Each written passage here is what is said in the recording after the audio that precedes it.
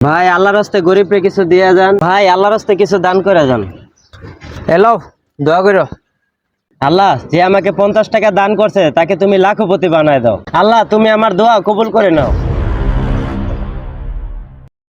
এই বেটা তোরে কি টাকা দিছি দোয়া করার লেগা নাকি বদ দোয়া করার লেগা? তুই মানুষের সম্বন্ধে না জানি না উল্টা পাল্টা দোয়া করস। কে ভাই আমি তো ভালো দোয়াই করছি, বড় তো করি না ভাই।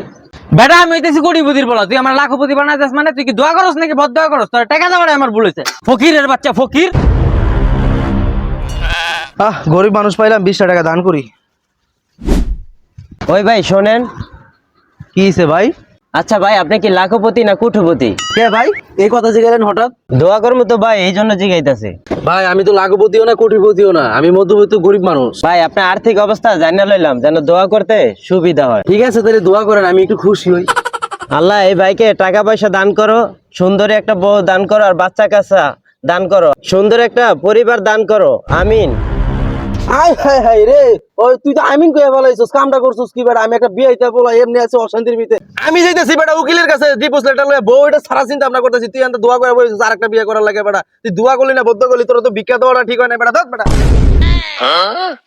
দূর বুঝলাম না, আজকে যাই দোয়া করতেছি সবে বর্ধ হইতেছে, দূর আজকে আর ভিক্ষাই করুম না।